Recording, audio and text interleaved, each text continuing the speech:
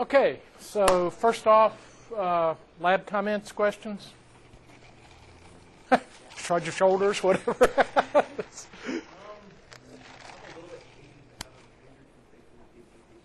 I'm sorry? I'm a little bit hazy on how to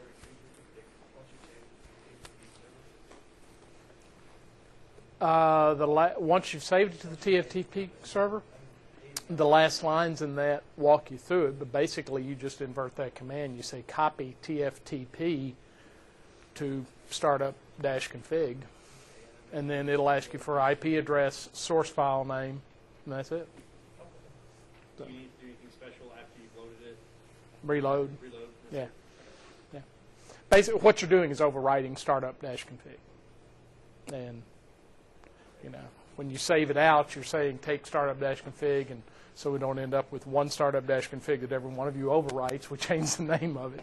When you bring it back, you specify that file and say overwrite startup-config. So, okay? Okie dokie. Well, then what we're going to talk about today is we're going to start getting under the hood a little bit of SIP. As I mentioned, there are multiple voice over IP protocols out there. If you, I feel about as confident about making predictions of SIP. There are very few things in this world I feel confident about making predictions of. This is one of them, that SIP's going to be probably the major protocol out there, at least for the next 5 years. I don't know if it has actually surpassed the other ones. I haven't looked at the numbers recently, but as of 2 years ago, it was gaining rapidly on all the other installed protocols. Certainly, all of the manufacturers are supporting it. Cisco now supports SIP. Pretty much anybody that's a player in voice over IP supports it. We'll dig into SIP more deeply and specifically as we go through the semester and look at different pieces. My goal today is just to give you an idea of what's going on under the hood with what we've done so far. I've walked real carefully around using much of the SIP geek speak for now because I wanted you to concentrate on how dial planning worked and those fundamentals of doing voice networking. Before we go much further and we start complicating our world by, you know, taking it out of this nice little IP-only box with local networks and moving it over terrible things like wide area nets and talking to the PSTN and all that, we need to start getting an idea of how this is laid out. So what we're going to do is really take a look at stuff you've already been using. We've talked about identity since the start of the semester, and I've been kind of periodically asking you questions about what makes this destination on a voice network different than other destinations. When we talk about PSTN, it's easy. It's circuit switched. This pair of wires ultimately is what you go to for the identity, and that identity is whatever's programmed on the switch port that pair of wires attaches to. That's why on the old wired networks, I can go to Walmart, buy a $10 phone, take it to your house, plug it in, and it will ring with your phone number. I take that same phone, take it to my house, and plug it in, and it'll ring with my phone number. That phone doesn't have an identity. The identity is in the port on the switch that's attached to. That's the world we're moving away from. Quite honestly, there are a couple of things that network does better, but for the most part, packet networks are just a lot more flexible, which is what we're going to start getting into. You guys are used to working with packet protocols, so a lot of this, I'm going to kind of beat on things that I want to make sure you pick up on because they sound, oh yeah, I've heard this before, and I'm going to try to get you to see them through the lens of a voice network, because we're kind of in an interesting situation here. Most of what you've looked at so far have been computer to computer or computer application to computer application protocols. You know, you look at routing protocols. What are the devices that are actually communicating there? What's the information used for? Routers. You know, if I look at DHCP, I have a computer coming on a network asking for an IP address. Okay, when I look at voice, now I've got a human hanging off the end of this network. And I'm going to take something that is uniquely human, move it across this data network, and turn it back into something that at least is pretty reasonably a facsimile of what we started with. That's a whole different world. You know, and we're going to, once we get the pieces in place, we're going to start throwing rocks at that and see what we can do to make that break. It's surprisingly easy to do, as a matter of fact. What we're going to do today, though, is just look at the architecture of SIP. Now, as I mentioned, there are multiple protocols. All of them accomplish the same thing. You will see a similar layout if you looked at MGCP or H323 or one of those. And we'll kind of look at the difference of those a little later. But basically what you're talking about is a client-server distributed architecture. When you see, now, I'll preface this with saying I could have recreated this entire thing. You're going to see slides that look like this a lot. I could have recreated this whole thing. AdTrain has an absolutely wonderful SIP training piece. In fact, I'm going to put you on to a couple of them. But I've pulled graphics from there, so you'll see these periodically through the semester. Basically, when we start talking about SIP, you're talking about one of the first applications that was actually written to do voice on a packet network from the point of view of people who had always done data. How do you get to Amazon.com? What do you type in? Amazon.com. Anybody know the IP address of Amazon? No. Do you care particularly? I mean, odds are in this class, in this major, you're going to find more people that care than usual, and most of us don't really care what Amazon's IP address is. The point is, we've learned to do things by creating identity. www.amazon.com defines a service that lives on specific computers at a specific router at a specific switch on something we call the Internet. Now, define the Internet. We're doing a similar thing here. What we do with SIP is we're going to have functions that have to happen to solve particular pieces of this process. Now, in small installations like ours, we're probably going to house all of those services on one machine. It's like, you know, if you have a small network with 10 people, you're probably not going to run an AD server, a separate DHCP server, a separate file server, a separate print server. No, you know, for 10 people, you're going to put it on one machine. We've got the same thing going on with SIP architecture. There's several things we have to accomplish, and those things are services that we offer to the network. In simple networks, those services are housed on the same device. As we scale this, and one of the key advantages of SIP over some of the other protocols is that it scales very well. Cisco's proprietary protocols also scale very well. In fact, SIP was written looking at the way Cisco scales. Cisco had a lot to do with writing SIP, as a matter of fact. So as we go through this, what you're going to see is we have a URI, Uniform Resource Identifier. Now, you've already used these. You ever typed in a URL?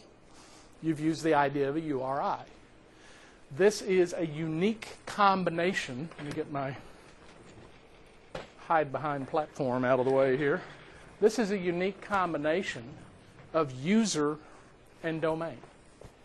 If you've ever sent or received an email, yeah, I'm expecting somebody to raise their hand. No, I never have.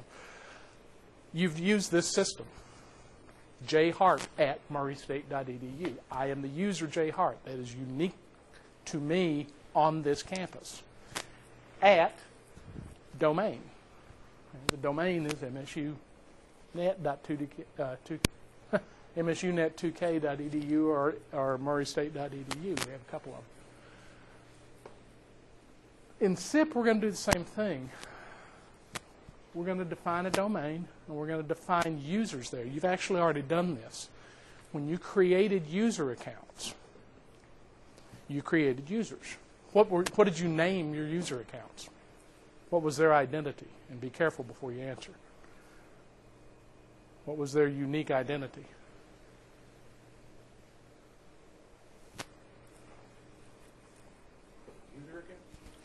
User account, okay. Operator, executive employee extension. That was a username, but what uniquely identified that account?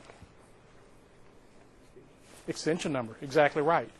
Remember I said that we could do this with names and such, but just because everybody likes phone numbers, we stick with it. What you did was create a user that was an extension number. One of the things you'll see pretty quickly as you go into the industry is you're going to see that, I think, starting to change. You're going to start seeing the form J. Hart at Murray State being used as a legitimate phone endpoint. To do that, we've got to stop using the PSTN structure, which is what's holding everything up right now. More on that later. Right now, what we end up doing is emulating that PSTN structure by assigning numbers, extension numbers, in the user part of this. What's the domain? And you actually looked at this when you were in the lab, although we didn't make a big point of it. The domain is that particular server. Now, in here, I'm not doing DNS. I'm being very careful to keep things as clear as I can, and that means keeping it strictly to IP. Your domain is the IP address of your server, your 7100. So you all use 10.10.10.1 as the domain. So your users, if you go in and look, and you'll see this in the lab we have this week. I had to stop and think through what the debug messages you're going to look at are. You'll see 111 at 10.10.10.1 or something to that effect as you make calls. Okay. So some of these pieces that we have to do really have to do with how do we make this generic device, this hard phone in the case of an IP706, it looks like a phone, it's got dial pad, you pick up a handset and all that stuff, or this soft phone, which is an application I'm running on a computer, you're running them on the VM in the lab. How do I make that generic piece that everybody can go out and buy into my phone? What makes it different? And the answer is we assign an identity to it. So once you create a user account, now you've got to associate that with something we can use to deliver the calls. Now, we've gone through this before, but I want to start associating it with the names of the services you're going to see.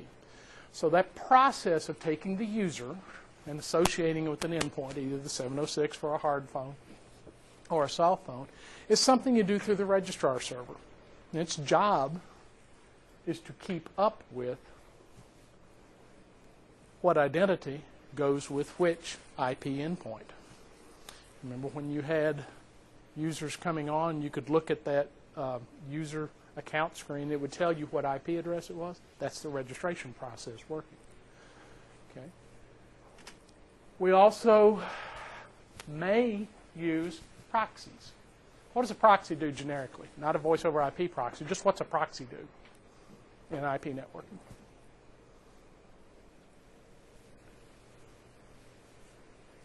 If I'm going to send you as my proxy out in the world to go fight this really big guy down on the corner, what am I telling you to do for me?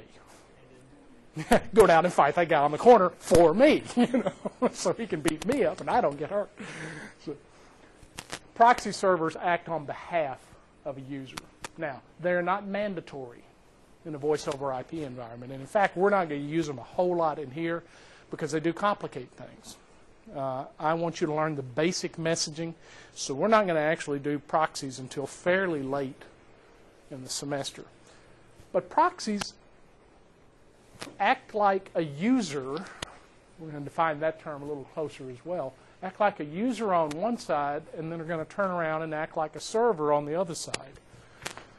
So if you, the user, need to go somewhere, and I've made it so that you have to use a proxy, you're going to send a message to me. I'll act as a server facing you, and then I'm going to turn around and I'm going to act like you. I'm going to be your proxy facing out to the world. Okay. Now, why do I show two proxies up here? There are a lot of situations where you may want to do things differently when you send calls off a network than when you bring calls into a network. And so there are both inbound and outbound proxies. We will play with these. This is probably the thing that breaks more networks than anything else. NAT requires a proxy to get around. Okay. Okay, so more on proxies a little later. We also need to talk about location. Now, by location, I don't mean geographic location necessarily. I'm talking about location from an IP point of view. Where in the architecture of this network is this user?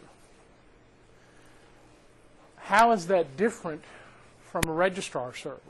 Well, a registrar says this is where this user is now. Location services, depending on how I implement them, are these are the places, plural, that I see this user, or this is the place this user normally is. If they come from somewhere else, do something different. Okay. So in other words, it allows us to play games with this simple association we have here. Here's the IP, here's the user. Next. This one lets us play some games. Remember my story about Clotilde Tucker and my mother calling from Fort Knox and all that stuff? That's where location services comes into play.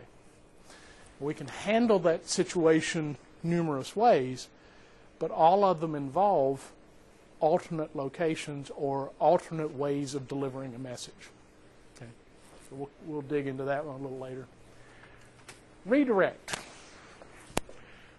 Redirect is I send you a call, but that call needs to go somewhere else. The one you think of is three-way calling. You ever done that? You know, click, click, send a call somewhere else. That's redirect. Maybe I have my number at my desk forwarded to my cell phone. That's a redirect. Maybe I have location services talking to the registrar, and I see where my other location is, and I do a redirect from that. So I can do this dynamically. Begin to see how we can deal with that Clotilde Tucker situation. These three work together to keep track of user versus network location. Okay. Again, in here, we're going to take a fairly basic view of that, but we'll dig into it a little more later. Gateway services. Generically, in terms of the OSI model, what's a gateway do? In terms of default gateway, it's where everything goes except where it's going. Okay. Default gateway is actually a different concept. If I'm implementing a gateway translates from one protocol to another. So I might have one you used to see a lot, for example, was IP to SPX, IPX SPX, which was a Novell protocol. You don't see that anymore. What we're doing here is when we have to change signaling types. On this side of the world, I'm speaking SIP. You know, I know how to deliver calls within all of this. We've done it. What happens when I have to deliver calls out to the PSTN that's a circuit switch world? I'm going to have to change modes of how I say this is where I want to go. How do I code voice? How do I select a path? All of that. That's what gateway services do. All of these are things we will play with this semester. Some of them more than others. We're going to do a lot with gateway. We're going to do a lot with registration server. We'll do somewhat less with redirect. We'll look at location, and we'll play with proxy, mostly from the point of view of using it to solve some problems you get into if you're going to do NAT, for example. Okay? Thing to remember is that this is a distributed, scalable architecture. You have to think about these in terms of service delivery rather than this is on this box. Now, our world in here is pretty simple. Most of this, as we go through our labs, will live on one box. It's the one you've been working on, that's 7100. But for example, as we add remote sites, all of those sites are going to register with that central site. So the registration process will live there. What about the situation where I have a phone, and it's at the main site, and I unplug it from there and throw it in my briefcase, and I go to the auxiliary side, and I pull it out of my briefcase, and I plug in that phone. Which of these services have I just pulled up? Have I changed the user identity? No. Right. I've changed the registration process is going to see me coming from somewhere else. Therefore, I'm going to put in location services and work on through. So I've got to know that change to be able to deliver calls. Okay. So what actually goes on when we've been doing these labs? I pretty carefully avoided you having to deal under the hood because I wanted you to look at the dial plan implementation first. First and foremost, you have to remember we really have two worlds here. First off is the hard phone world. A hard phone is just simply an IP network host that's shaped like a telephone. You take the lid off of it, it's a computer. It's got a network interface, it's actually got a network switch in it. It's got enough processor and memory and all of that to do voice coding. We're going to take analog audio and code it to a data stream. We'll look at how that happens a little later. But basically, it's a computer. And so the first thing we're going to do is turn it on and let it boot. And it has its own little operating system. It's not really recognizably so, but it is a flavor of Linux in there. And it's going to boot. It's going to do its own power on self-test. And it's going to load enough operating information to assume that it's connected to a network. Okay. Now, can it work without being connected to a network? No. This is a device that is designed to be on an Ethernet network. It will not deliver calls without it. It may sound obvious, but it's worth saying.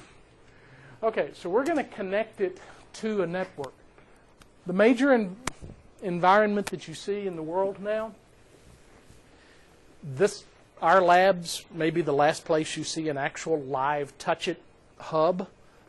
Pretty much the world has switched to Ethernet switching, which means that we have switched to VLANs. What's a VLAN? I'm sorry? Okay. What is a VLAN? Let me ask the question another way. What does a VLAN allow us to do? Or what do VLANs allow us to do? Essentially, we get to put more than one network on the same wire. Same physical layer, exactly right.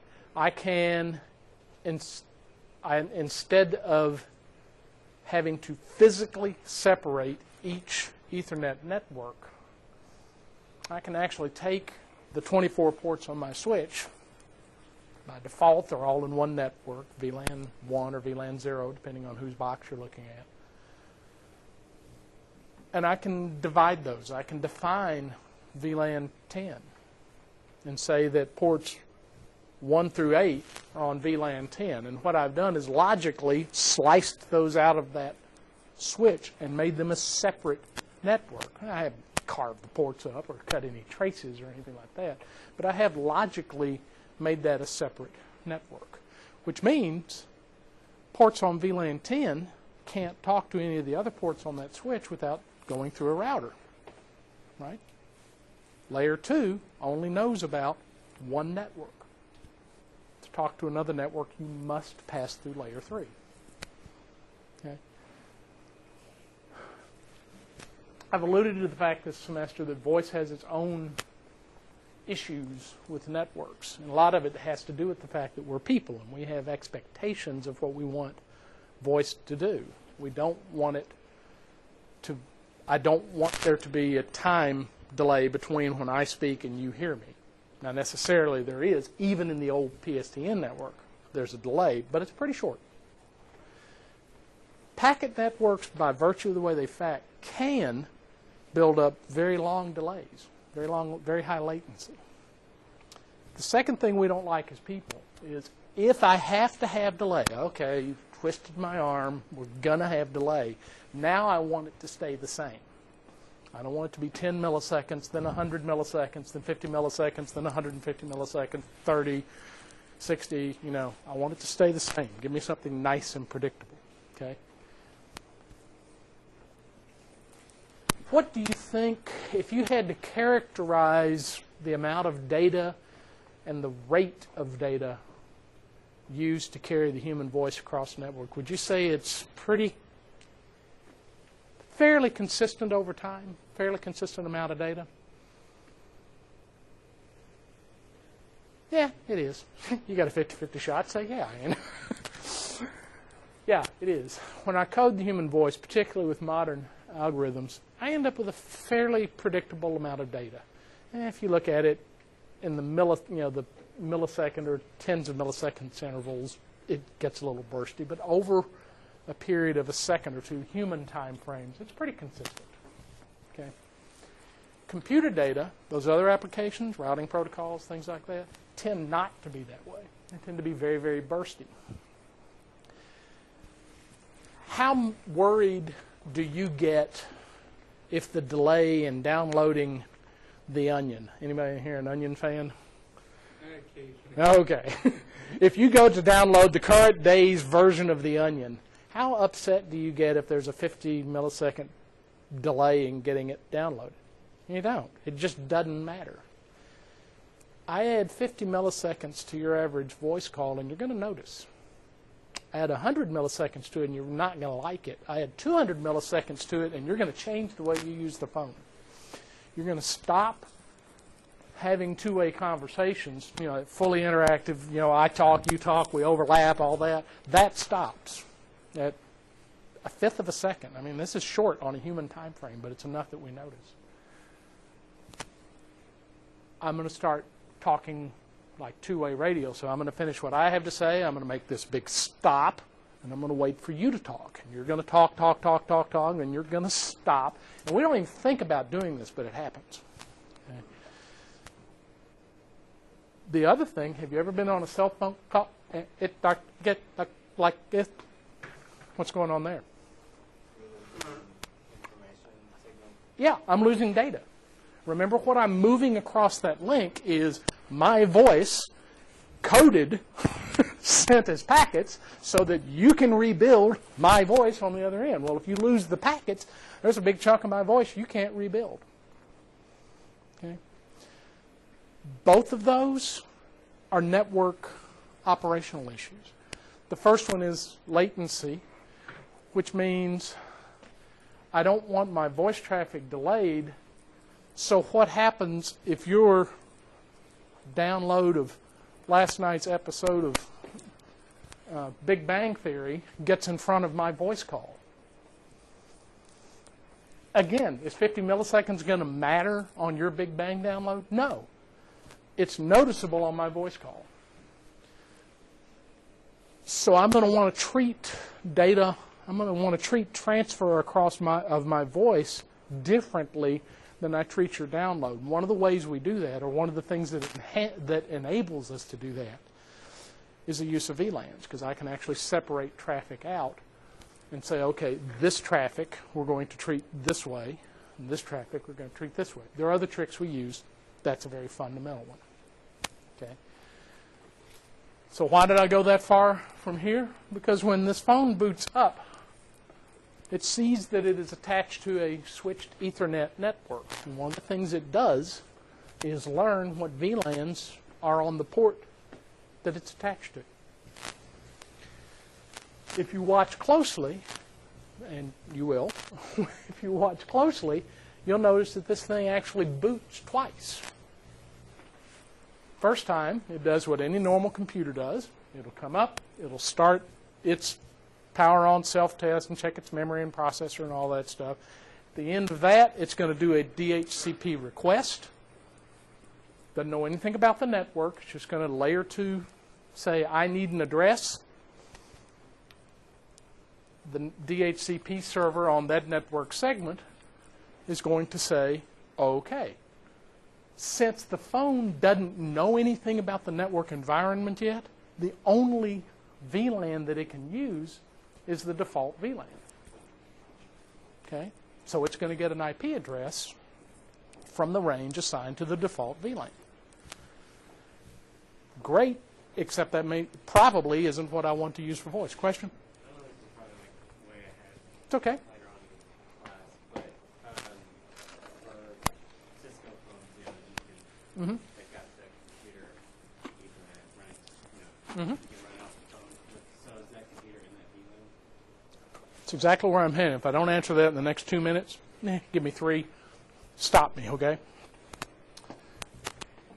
So once this phone boots and it comes up and asks for an IP address on the default network, it will get it. Then it's going to learn what VLANs are out there. How does it do it?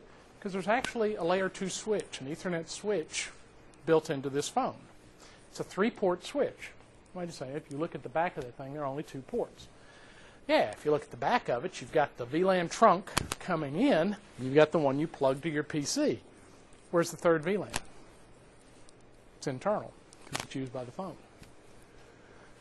So what happens is we'll learn that, say, I'll use AdTrans names. VLAN 10 is the voice, and VLAN 20 is the voice VLAN. VLAN 10 is the data VLAN. So what the phone will do then is learn about those VLANs. It will configure its switch to pass the data VLAN to the PC port and the voice VLAN to the phone port. Okay, great. So all the processor and stuff that deals with voice now has its own VLAN. But our IP address is on another VLAN. So I'm going to go back and ask for an address on the voice VLAN now, and I'm going to reload with that voice VLAN. So now, with this one physical phone, you have a PC on the data VLAN, and you have a voice phone on the voice VLAN. From a network point of view, those are on 2 different networks. We'll dig into that a little later. So we do our DHCP request. We get our DHCP back on the voice VLAN. We actually have to go through this process twice. First for the generic network, then to get us configured on the voice network. One of the things that comes back the second time, DHCP can do a lot more than pass. If you remember Marsh's class, you can do a lot more than just pass IP address information. I can pass all kinds of things, you know, time servers and all that. One of the things we're going to pass is where a TFTP server is. So I'm going to be able to do file transfer. Why would I want to do that? And I'm going to pass the location, the IP address of the SIP server for this network. Okay. Now realize where we are. I have a phone. It knows where the SIP server is, and it knows how to transfer data. It knows where files are stored. So the next thing it's going to do is go out, and it's going to ask for an image. You remember the file you create when you built a user for the IP706? It created that phone config file that was tied to the MAC address. That's what it's asking for. Because how is that phone communicating on layer 2? What address is it using? It's using its layer 2 address, which is its MAC address, right? So when it communicates with that voice over IP server, it's going to identify itself by MAC address. The server is going to look through its list of phone config files, see one that matches the MAC address, and send back its image. That image contains all the stuff you created when you created the user and associated it with that phone. Okay, seeing how it's coming together now? Now I have hardware configuration that is associated with a specific phone, and I got that by associating that with a specific user. Okay, I have a phone on a voice VLAN, so now I have an identity that's unique in the world for this phone. The last thing it's going to do, since it knows who it knows where the server is it's going to send a registration message saying, hello, I am going to send it on IP to the IP of the voice over IP server, which will put it into registration, the registrar database. You'll say user 111 is at 10.10.10.5. Okay. Now, after all that rigmarole, now I can send traffic to that phone.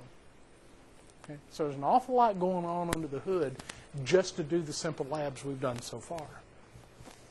Okay. We're going to dig into pieces of this. It's going to feel a little overwhelming sometimes when I do. I guarantee you the first time you do a debug and you pick up the phone, never mind dialing, when you pick up the phone, it's going to go and fill your screen up. A lot goes on. Okay. Don't worry about it. You guys have done this kind of stuff for a long time. You're just doing something a little different with it now. Same Okay. stuff, just different words. Identical, exactly. Okay. If we are talking about, sorry, I got ahead of myself. If we are talking about a soft phone, what I just talked about was a hard phone, had the switch in and everything. A soft phone is just software that you're executing on a general purpose computer, right? This one's not shaped like a telephone. This one actually looks like a computer. And I can't use the MAC address for it. I could, but what happens if I want to run multiple applications that need MAC identity with it? And oh, by the way, you're probably not going to want to accept config files from another server somewhere on your computer. So we're going to change the way we do this. First thing that will happen is that computer, of course, boots. It does all its own DHCP stuff, all the stuff you've learned about. So it already has an IP address, and it's already associated with a particular IP network. When you boot the soft phone, remember what we had you do before you booted that. You went in and programmed the phone with a user account. You told it what your identity was, 111. You told it what domain it was on, 10.10.10.1. You gave it a password, although the default was there. It was 1234. So now you've got enough information to identify yourself to a server that knows what your username and password should be.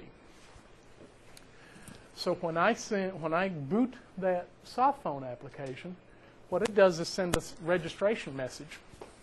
It says, "Hi, I am 111, and my password is 1234."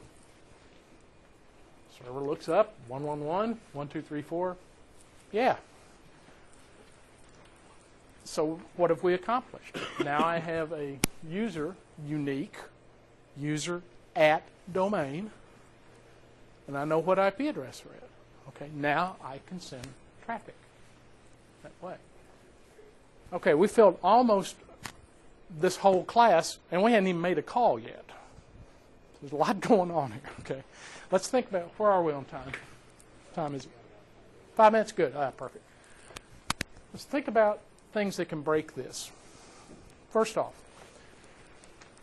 if I have the phone on VLAN 20 and data on VLAN 10, if I want to talk to the phone from the data VLAN, what do I have to pass through? Yeah, you have to pass through a router, because I'm going from one layer 2 network to a different layer 2 network. Yes, they're virtual networks, but it doesn't matter. They're layer 2 networks, and they're different layer 2 networks. Therefore, I must use a router. Believe it or not, people will implement this whole thing and never turn on routing. Why doesn't it work? Some of them can call, some of them can't. Well, let's think about that.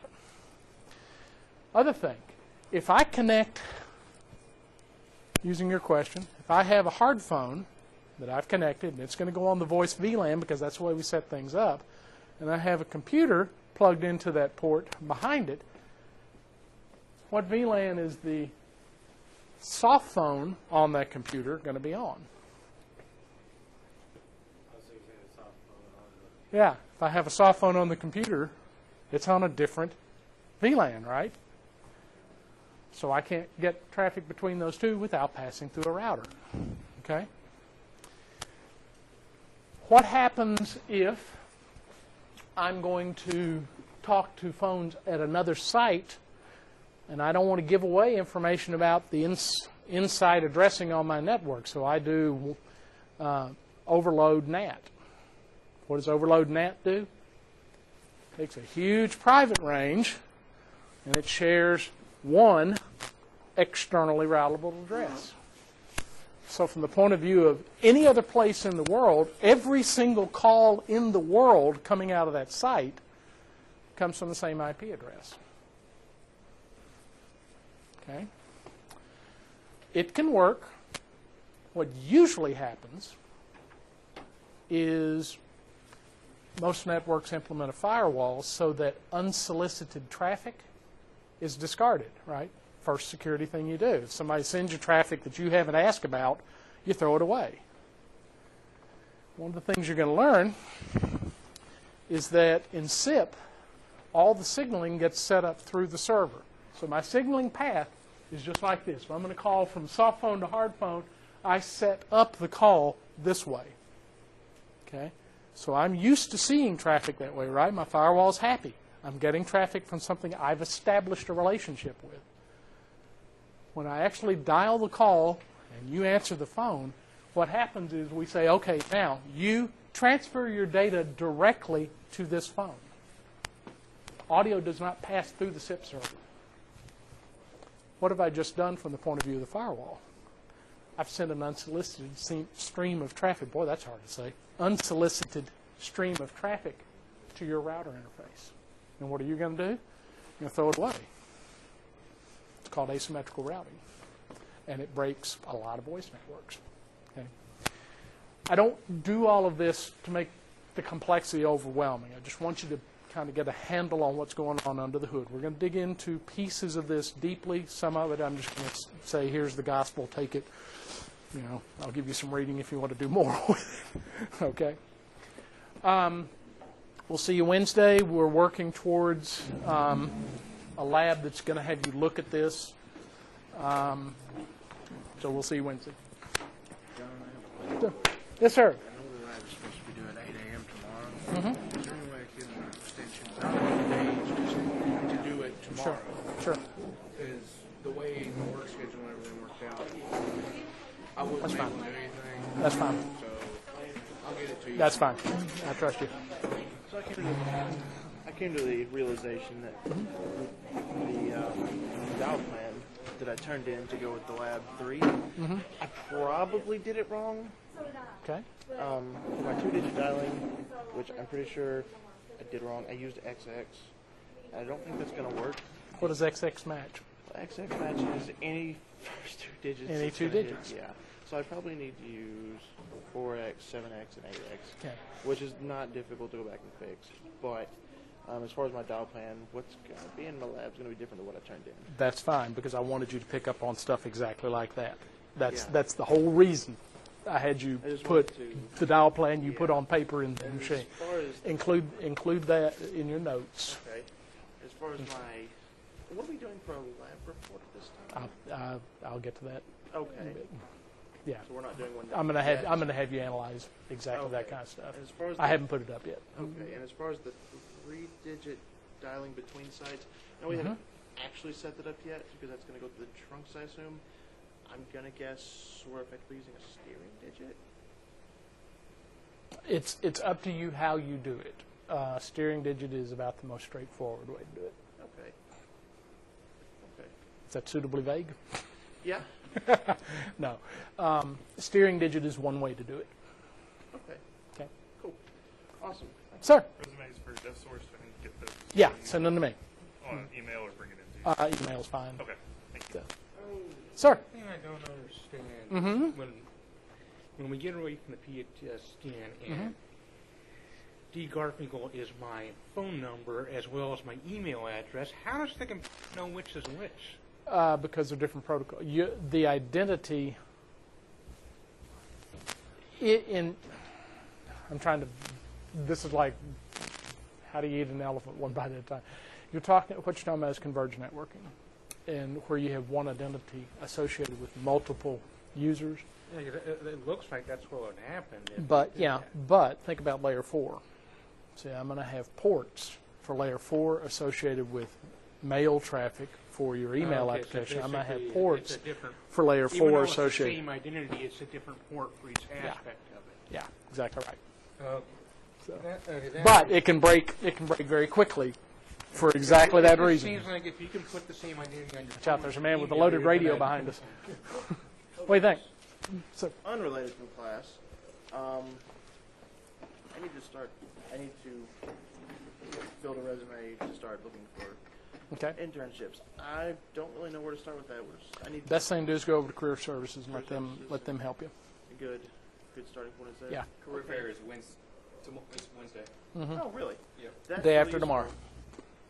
Wear a suit or they won't let you. Yeah. Yeah. What time Business is that? starts at 10, Be at 10. 10 to 2. Okay, good. So, I can actually go to that. yeah, but Career Services is where you start for the resume. Okay, awesome. Okay. What about it? Yeah, it's not going to work. Not going to do it? Oh, well. Man, I was hoping to get off cheap. Are there any places that you could use their controller-based system as a standalone? I don't know. I do have a project, though. Are you teaching me wireless classes this semester? No. You're not. Man. I got a I am this fall. What do you have? Miller golf course. Okay. They have their main building, which they have data, but they have this maintenance building, Mm-hmm. probably 200 yards, and they need connectivity Okay. between the two.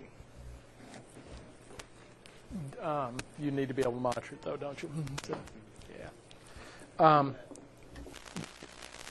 Do you need to? Are you trying to drop the price on that, or just get somebody to design it? Yeah, they want pricing it for because the trench work to run fiber was going to be about $10,000. Okay, so So they're kind of balking. They balked at that. That's too much for them.